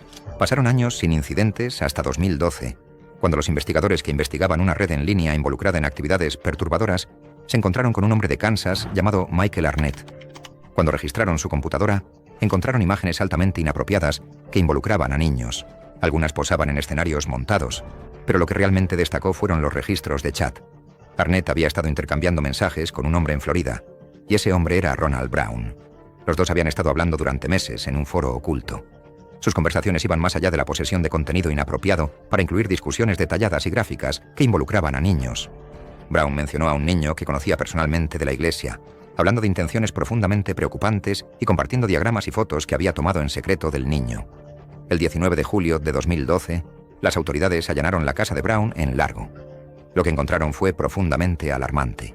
Miles de archivos ilegales, algunos involucrando a niños fallecidos, junto con planes escritos, dibujos y contenido que data de 1978, un año antes de que comenzara Joy Junction. Brown fue arrestado y acusado de posesión e intención de causar daño grave a un menor. Admitió los chats, pero afirmó que todo era fantasía y que nunca planeó actuar en consecuencia. El tribunal no le creyó y fue sentenciado a 20 años en una prisión federal, esencialmente una cadena perpetua dada su edad y salud. En 2020, Brown murió en prisión a la edad de 65 años, debido a complicaciones de una enfermedad neurológica. Después de su arresto, todo lo relacionado con Joy Junction quedó en silencio. Las cadenas eliminaron todos los rastros del programa sin declaraciones ni comunicados de prensa, e incluso los miembros del elenco se distanciaron. Durante mucho tiempo, el programa se convirtió en un medio perdido con solo unos pocos clips que sobrevivieron principalmente de viejas cintas VHS subidas a YouTube. Ronald Brown no era solo un intérprete, era de confianza para los padres, rodeado de niños y activo en la comunidad, lo que hace que este caso sea tan perturbador. Era el 8 de noviembre de 2017 cuando Lydia Grant, de 41 años, llegó a un estudio de televisión local en Toronto para lo que debería haber sido un segmento de cocina rutinario. Lydia era una instructora culinaria que había estado enseñando cocina francesa durante años y haciendo apariciones ocasionales en un pequeño programa regional de estilo de vida que se emitía las mañanas de los días laborables a una modesta audiencia local. Nunca había experimentado un incidente serio en el set antes. Era conocida por su cálida personalidad y su experiencia en técnicas clásicas que requerían preparación con llama abierta. Esa mañana, llevaba una blusa de seda fluida en color burdeos combinada con su delantal de chef y su característico collar de perlas, un regalo de su difunta madre. El segmento se centró en preparar crêpes Suzette, un postre francés clásico que requiere flambeado en la mesa con licor Grand Marnier. Los productores habían debatido cortar la parte del flambeado por preocupaciones de seguridad, pero Lydia insistió. Era su sello distintivo. El segmento en vivo comenzó con Lydia preparando salsa de mantequilla de naranja en una sartén de cobre. Añadió aproximadamente 4 onzas de Grand Marnier a la sartén caliente y la inclinó hacia la llama de gas para encender los vapores de alcohol. El alcohol se encendió como se esperaba, con finas llamas azules parpadeando sobre la salsa. Lydia alcanzó un plato de servir mientras sostenía la sartén en llamas, girándose ligeramente lejos de la cámara. La manga de su blusa de mezcla de seda que se había desabotonado en el puño se inclinó hacia adelante y entró en contacto con las llamas. Se encendió instantáneamente. Las llamas subieron por su manga derecha desde la muñeca hasta el hombro en aproximadamente 2 segundos, mientras la tela se fusionaba y quemaba contra su piel. Lydia jadeó y dejó caer la sartén de cobre, que derramó líquido en llamas por la isla de la cocina. Instintivamente comenzó a golpear las llamas con su mano izquierda, lo que hizo que el fuego se extendiera a su manga izquierda también. Derek corrió hacia ella con un paño de cocina, pero dudó, sin saber cómo ayudar. Las llamas alcanzaron el cabello de Lydia, que había sido peinado con laca en aerosol 90 minutos antes. Su cabello se encendió en un destello repentino. Las llamas se extendieron por su cuero cabelludo y bajaron hasta su rostro y cuello. Sus gritos iniciales se convirtieron en sonidos de asfixia y jadeo mientras el calor quemaba sus vías respiratorias y su piel facial. Tropezó hacia atrás y cayó de lado al suelo del estudio. Derek lanzó la toalla sobre su torso, pero la toalla misma se incendió por la intensidad de la tela sintética en llamas. James agarró un extintor de incendios, pero tuvo problemas con el pasador de seguridad. Para cuando usó el extintor, Lydia había sufrido quemaduras de 2º y 3er grado en aproximadamente 38% de su cuerpo, incluyendo su rostro, cuero cabelludo, cuello, ambos brazos y parte superior del pecho. Lydia permaneció consciente, emitiendo sonidos roncos mientras luchaba por respirar. La piel quemada de su rostro había comenzado a desprenderse y sus vías respiratorias se estaban hinchando rápidamente debido a la lesión térmica. Los paramédicos llegaron y reconocieron la gravedad de las quemaduras en sus vías respiratorias. Su respiración se había vuelto dificultosa y con sibilancias. Realizaron una intubación de emergencia en el estudio para asegurar sus vías respiratorias antes del transporte mientras comenzaban la resucitación con fluidos. Fue trasladada al Centro Regional de Quemados en estado crítico con presión arterial en descenso y signos de shock. Lydia Grant murió esa tarde por complicaciones de quemaduras graves, incluyendo insuficiencia respiratoria y paro cardíaco. La cadena suspendió inmediatamente todos los segmentos de cocina que involucraban llamas abiertas. Derek requirió asesoramiento psicológico y tomó una licencia de 3 meses. Aunque la estación nunca publicó las imágenes, una breve grabación fuera de pantalla circuló brevemente en círculos culinarios locales en línea antes de ser eliminada. Era el 14 de septiembre de 2018 en la ciudad de Legazpi, Albay. Un tifón había tocado tierra antes del mediodía, trayendo vientos lo suficientemente fuertes como para sacudir las señales de las calles y doblar las líneas eléctricas. La lluvia caía a cántaros, golpeando el pavimento de lado. Los equipos de noticias locales se habían desplegado por toda la región para informar actualizaciones en vivo. Entre los equipos enviados esa mañana estaba Miguel de la Pena, de 34 años, un corresponsal de campo relativamente nuevo asignado a cubrir las actualizaciones del clima fuera de la ciudad principal. Se había unido a la red hace menos de 2 años después de trabajar detrás de las escenas como asistente de producción. La cobertura de tormentas no era nueva para él, pero esta era una de las pocas veces que lideraba un informe en vivo desde el campo. Los productores lo describieron como seguro frente a la cámara y dispuesto a aceptar asignaciones difíciles, incluso con mal tiempo. Esa mañana, él y su camarógrafo se instalaron cerca de un muelle cerrado a lo largo de la costa. El cielo estaba de un gris uniforme, con visibilidad reducida a menos de unos pocos cientos de pies. El agua de mar salpicaba sobre las barreras de concreto mientras las olas golpeaban la orilla. Miguel llevaba una chaqueta de lluvia azul, con la capucha ajustada, el micrófono envuelto en plástico. Detrás de él, algunos residentes estaban de pie bajo las marquesinas observando desde una distancia segura. Habló con firmeza, actualizando las lecturas de velocidad del viento y los números de evacuación mientras el camarógrafo mantenía la lente firme a pesar de las ráfagas. Sus segmentos iniciales se emitieron sin problema. Cada uno duró menos de un minuto antes de volver al presentador del estudio. Entre tomas, Miguel y el camarógrafo se refugiaron detrás de una furgoneta estacionada para proteger su equipo del viento. Revisaron sus auriculares para la claridad del sonido y Miguel terminó cada informe con un breve recordatorio para que los espectadores se queden en casa. La última hora de la mañana, el viento se intensificó de nuevo. El siguiente segmento estaba destinado a mostrar cómo las condiciones habían empeorado a lo largo del muelle. Miguel estaba parado a varios pies frente a la cámara, mientras la tormenta rugía detrás de él. Trozos de basura, pequeñas ramas y envases de plástico volaban por el suelo. Comenzó a describir la intensidad del viento cuando algo cambió en el fondo. Un panel del techo de un almacén cerca de la costa comenzó a levantarse. La hoja de metal corrugado, de unos 10 pies de largo, se soltó de sus pernos y giró en el aire. En la transmisión en vivo, los espectadores vieron a Miguel mirar hacia arriba a mitad de la oración. Sus palabras se detuvieron, reemplazadas por el aullido del viento contra el micrófono. La cámara se inclinó ligeramente mientras el camarógrafo reaccionaba, intentando seguir su movimiento. En la esquina del cuadro, una mancha gris cruzó rápidamente. La transmisión se sacudió violentamente por medio segundo antes de cortarse a estática. Las personas viendo desde casa pensaron que era solo otra caída de conexión, común durante tormentas. Pero aquellos que se refugiaban cerca del muelle lo vieron suceder. Un vendedor del mercado agachado junto a un camión de reparto dijo más tarde que el ruido comenzó con un profundo estruendo, seguido del fuerte choque de metal contra concreto. El camarógrafo fue derribado por el viento, pero logró arrastrarse detrás de la furgoneta, protegiendo la cámara debajo de su cuerpo. La emisión de la cadena continuó desde el estudio, sin saber lo que había ocurrido en el muelle. Los productores intentaron comunicarse con el equipo de campo durante varios minutos antes de cambiar a actualizaciones pregrabadas de otras regiones. Para principios de la tarde, toda la cobertura al aire libre fue reemplazada por segmentos de estudio. Un breve anuncio indicó problemas de conexión que afectaban a los reporteros cerca de la costa. Más tarde ese día, las autoridades locales bloquearon el acceso al muelle para retirar láminas de metal sueltas y escombros esparcidos. La red más tarde emitió un breve aviso en línea, pausando la transmisión en vivo desde el campo hasta que las condiciones mejoraran. Era el 23 de julio de 2016 cuando Paige Donovan, una meteoróloga de 29 años, tomó una decisión que le costaría todo. Conocida en toda la estación meteorológica como valiente y ambiciosa, Paige había construido su reputación durante 6 años yendo a lugares donde otros pronosticadores no se atrevían. Sus colegas a menudo bromeaban diciendo que ella perseguía tormentas como otros perseguían sueños. Pero en esta sofocante noche de Arizona, esa valentía resultaría fatal. Durante 3 días, Paige había estado rastreando lo que ella creía sería el sistema de tormentas eléctricas más significativo del verano que se acercaba a Phoenix. La enorme celda prometía ofrecer el tipo de imágenes dramáticas que separaban a los buenos meteorólogos de los excelentes. Mientras sus competidores jugaban a lo seguro con la cobertura interior, Paige vio una oportunidad en el peligro que se aproximaba. La plataforma de observación de la estación meteorológica había sido su objetivo toda la tarde. A pesar de la negativa inicial de su productor, los argumentos persuasivos de Paige sobre capturar imágenes que superaran a la competencia finalmente obtuvieron aprobación. La plataforma cubierta, rodeada de barandillas metálicas y alojamientos de equipos, ofrecía el punto de vista perfecto para mostrar el poder bruto de la tormenta.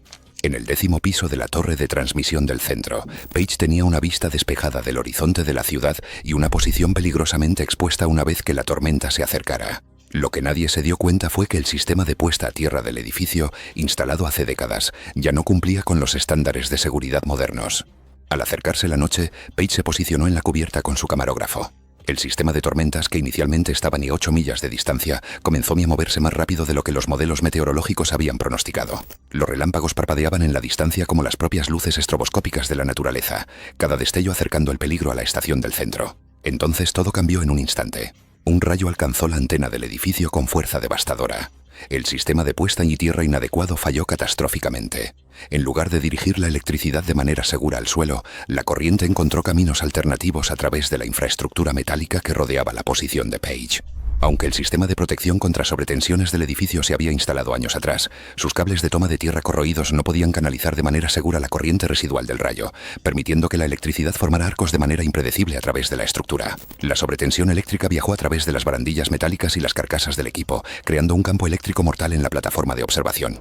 Page, de pie cerca de la barandilla de metal mientras gesticulaba hacia la tormenta que se acercaba, se convirtió en una conductora involuntaria en la más violenta exhibición eléctrica de la naturaleza. En el momento en que sus manos tocaron la barandilla electrificada, una corriente residual estimada en aproximadamente 7000 voltios recorrió su cuerpo, energía que fue redirigida a través de la estructura metálica en lugar de recibir la carga completa del rayo. La electricidad entró por sus manos y salió por sus pies siguiendo el camino de menor resistencia a través de sus órganos vitales. Su corazón no pudo soportar la descarga y dejó de latir de inmediato. La descarga eléctrica causó un paro cardíaco instantáneo y parálisis respiratoria, efectos típicos en una electrocución por rayo.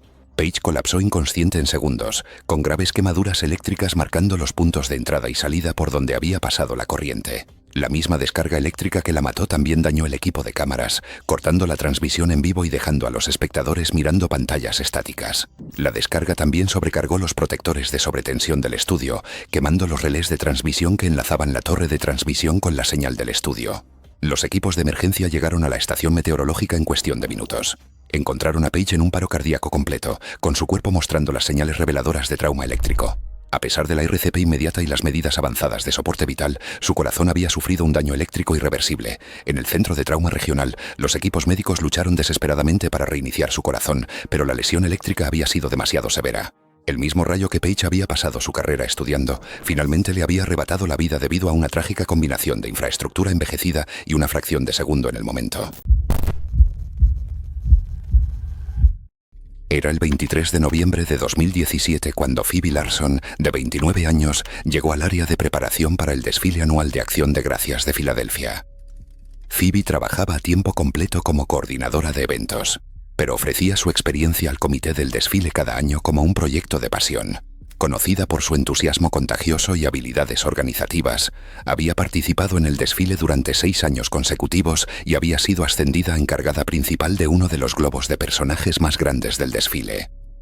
El globo era un personaje de dibujos animados de 52 pies de altura que requería un equipo de 24 manejadores usando cuerdas guía para controlar su movimiento. Las condiciones meteorológicas esa mañana incluían vientos sostenidos de 22 millas por hora con ráfagas de hasta 34 millas por hora, acercándose al umbral de seguridad del desfile. Los oficiales del desfile habían debatido cancelar la parte de los globos, pero decidieron proceder con protocolos de seguridad mejorados.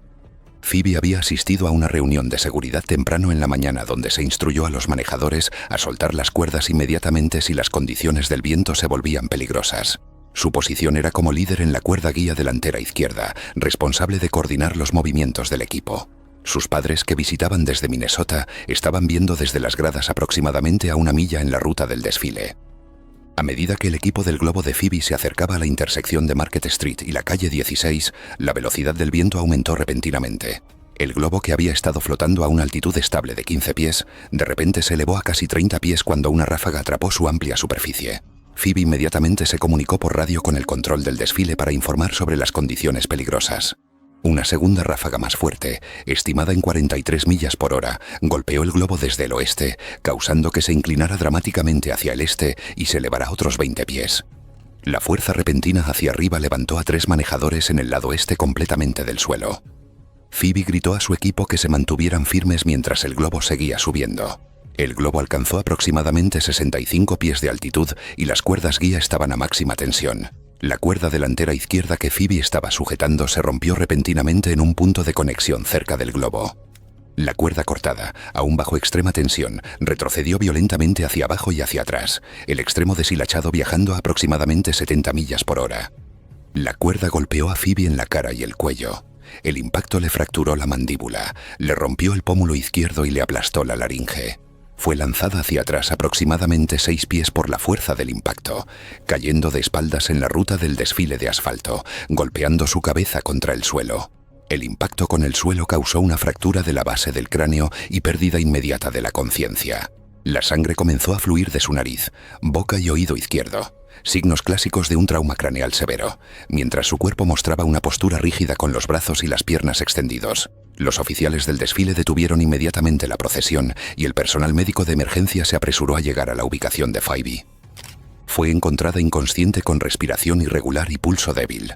Sus pupilas eran desiguales, la izquierda dilatada y no reactiva, la derecha contraída, lo que indica una lesión cerebral grave y aumento de la presión intracraneal.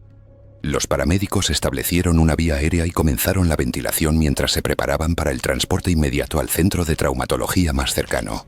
Sus padres, que habían presenciado el accidente desde las gradas, fueron retenidos por seguridad mientras intentaban llegar a ella.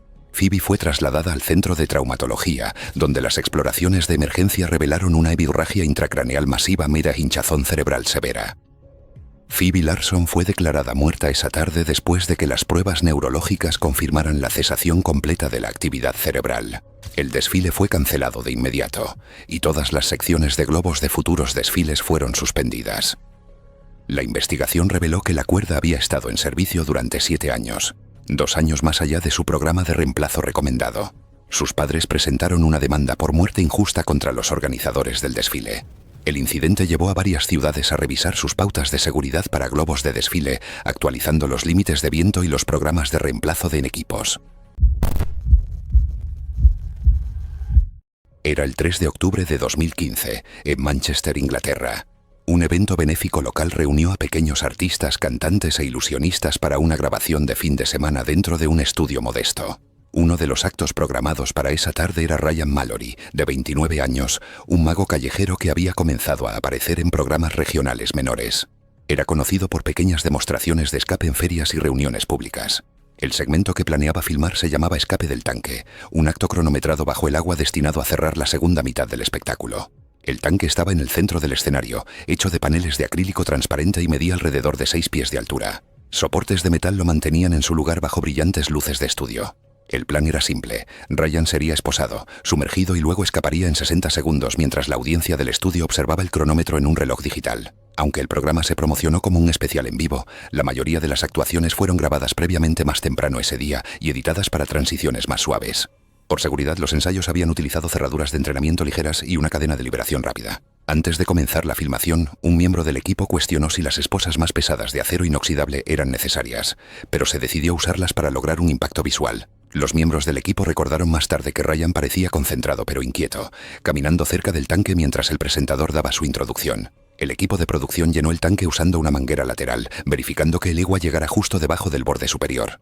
Mientras los asistentes ayudaban a asegurar las esposas alrededor de sus muñecas y tobillos, el público contaba regresivamente desde 5. Ryan subió una pequeña escalera y se sumergió en el agua, sosteniendo una pequeña llave entre sus dientes, una parte familiar de su rutina. La tapa se cerró con llave y el reloj comenzó.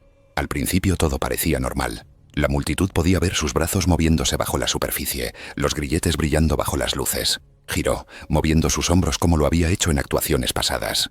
Pasados unos 30 segundos, sus movimientos se volvieron más lentos. La llave se deslizó de su boca y se hundió hasta el fondo del tanque. Durante unos segundos, nadie reaccionó. Parecía un giro planeado. Algunos miembros de la audiencia incluso rieron suavemente, esperando una rápida recuperación. Detrás del telón, 2 tramoyistas notaron el cambio en el agua. Las burbujas subían en ráfagas cortas e irregulares. Uno de ellos señaló al encargado del escenario que algo estaba mal. A los 40 segundos, los movimientos de Ryan se volvieron bruscos y presionó una mano contra el vidrio. El encargado del escenario gritó para que los miembros del equipo asignados a manejar la seguridad intervinieran. Ninguno de ellos había lidiado con un acto de inmersión completa en agua antes. Un asistente corrió para tirar de la palanca de liberación de emergencia, el mecanismo destinado a levantar la tapa y drenar el tanque, pero se atascó a la mitad. La transmisión de la cámara capturó la confusión. Los miembros del equipo entraron en escena mientras otros intentaban abrir la parte superior con barras de metal. Los miembros de la audiencia comenzaron a levantarse, sin estar seguros si todavía era parte del espectáculo. El sonido en la sala cambió de aplausos a una mezcla de gritos y metal raspando. Cuando la tapa finalmente cedió, agua se derramó por el piso del escenario. Ryan fue sacado por 2 asistentes y colocado sobre una superficie plana al lado del tanque. Durante varios segundos, el escenario permaneció en silencio, excepto por alguien llamando a una ambulancia. Un asistente comenzó a realizar reanimación cardiopulmonar mientras otros despejaban el espacio alrededor del tanque. Durante la edición, los productores cortaron la secuencia de escape e insertaron una breve tarjeta de marcador con la frase «retraso técnico». Entonces el programa continuó con el siguiente acto grabado, dejando a la audiencia del estudio y a los espectadores sin saber lo que había sucedido. Más tarde, los productores optaron por dejar fuera el segmento del programa final. La versión editada del especial de caridad se emitió sin ninguna mención del acto de escape. Unos meses después, un breve clip de ensayo grabado durante las pruebas de equipo apareció en un pequeño foro en línea para artistas locales. Mostraba a Ryan practicando con las esposas más ligeras y saliendo a la superficie normalmente. Se convirtió en la única versión del truco vista fuera del estudio. Fue el 15 de marzo de 2017 cuando el reportero de campo de 34 años, Tristan Cole, llegó a lo que se convertiría en su última asignación. Con 11 años de experiencia cubriendo noticias locales e historias de construcción, Tristan se había ganado una reputación como un periodista minucioso que no tenía miedo de acercarse a la acción. Sus colegas respetaban su dedicación a capturar el lado humano de cada historia. Pero en esta ventosa mañana, ese compromiso resultaría fatal. La asignación parecía bastante rutinaria, cubriendo la ceremonia de culminación de un nuevo edificio residencial en el centro de la ciudad. El complejo de apartamentos de 12 pisos representó una adición significativa al vecindario, y Tristan había solicitado específicamente la historia debido a su experiencia en reportajes de construcción. Antes de instalarse, Tristan se registró en la oficina del sitio, recogió una credencial de visitante y recibió una breve orientación de seguridad, un paso rutinario en cualquier sitio de construcción activo. Le solicitaron que usara un casco y un chaleco reflectante, aunque su camarógrafo notó que Tristan tendía a acercarse más de lo que la mayoría de los reporteros lo harían para obtener una mejor toma. El sitio de construcción bullía de actividad mientras las cuadrillas se preparaban para la colocación ceremonial de la última viga. Tristan se posicionó estratégicamente para obtener los mejores ángulos a pesar de que el personal de seguridad le advirtió que se mantuviera dentro de las áreas designadas. El reportero veterano había cubierto docenas de proyectos de construcción locales y se sentía seguro de su capacidad para juzgar distancias seguras de la maquinaria pesada. Lo que preocupaba a los supervisores de construcción esa mañana eran las condiciones inusuales del viento. Las ráfagas alcanzaban 35 millas por hora, empujando los límites de la operación segura de la grúa. Sin embargo, con los medios presentes y horarios que mantener, se tomó la decisión de proceder con la ceremonia según lo planeado. La grúa Torre, un caballo de batalla de 15 años que había pasado su reciente inspección, estaba lista para izar la última viga de acero de 2 toneladas, la pieza ceremonial de coronación, en posición. En circunstancias normales, las operaciones de grúa se suspenden cuando los vientos sostenidos superan los 30 millas por hora o las ráfagas alcanzan los 40 millas por hora. El oficial de seguridad del sitio había mencionado que estaba cerca de ese umbral, pero la presencia de funcionarios locales y medios de comunicación creó una presión sutil para continuar de todos modos. Desconocido para todos en el lugar, los registros de mantenimiento habían documentado fugas de fluido hidráulico en el ensamblaje del brazo durante el mes pasado. Se habían realizado reparaciones temporales, pero los reemplazos hidráulicos completos se pospusieron hasta la finalización del proyecto. El equipo de mantenimiento subcontratado había documentado el problema, pero lo marcó como no crítico, lo que significa que las reparaciones podrían esperar mientras la presión hidráulica se mantuviera estable. Con plazos ajustados y cláusulas de penalización inminentes, la dirección decidió monitorear la fuga en lugar de detener las operaciones. La combinación de equipos envejecidos, hidráulica comprometida y condiciones climáticas extremas estaba creando una tormenta perfecta de falla mecánica. Tristan comenzó su transmisión en vivo entrevistando al jefe de obra sobre los hitos de construcción. El equipo de cámara se instaló aproximadamente a 18 metros de la base de la grúa fuera de la zona de exclusión marcada. Pero durante la cobertura en vivo, Tristan avanzó instintivamente para encuadrar mejor la grúa detrás de él, cruzando la zona restringida por solo unos pocos metros. Su entusiasmo era evidente mientras describía el desarrollo local que se levantaba detrás de él, sin darse cuenta de que estaba dentro del radio potencial de caída de la grúa. La ceremonia comenzó con el operador de la grúa iniciando el delicado proceso de levantar la viga de acero. A medida que la carga ascendía hacia la cima del edificio, una ráfaga de viento repentina de 42 millas por hora golpeó la pluma extendida. La fuerza lateral adicional combinada con la carga pesada creó tensiones que el sistema hidráulico comprometido simplemente no pudo manejar. La ráfaga repentina introdujo una carga lateral que el brazo de la grúa no estaba diseñado para resistir. El anillo de giro que permite que la pluma gire se bloqueó bajo la tensión. Un momento después, toda la sección superior se desprendió de su conexión giratoria, enviando la pluma y la cabina hacia abajo. Tristan escuchó el fuerte chirrido metálico y miró hacia arriba para ver la estructura de acero cayendo directamente hacia su posición. A pesar de sus rápidos reflejos e intento de correr, las leyes de la física fueron implacables. El boom lo golpeó en 1,5 segundos, aplastándolo instantáneamente contra el suelo de concreto. El sonido de molienda duró menos que un latido, lo justo para que Tristan mirara hacia arriba. Los testigos recordaron más tarde que comenzó a moverse antes de que el acero se fusionara con su figura. A esa altura, la sección que caía golpeó el suelo en menos de 2 segundos.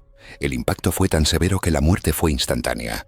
El trauma aplastante en su cabeza, pecho y columna no dejó posibilidad de sobrevivir. Los trabajadores de la construcción que presenciaron el accidente quedaron en silencio, incapaces de comprender cuán rápidamente la ceremonia rutinaria se había convertido en tragedia. La transmisión en vivo se congeló a mitad de la oración, dejando a los espectadores mirando un cuadro vacío antes de que la emisión se cortara abruptamente a negro. Gracias por vernos. ¿Quieres ver más? Haz clic en tu pantalla ahora mismo.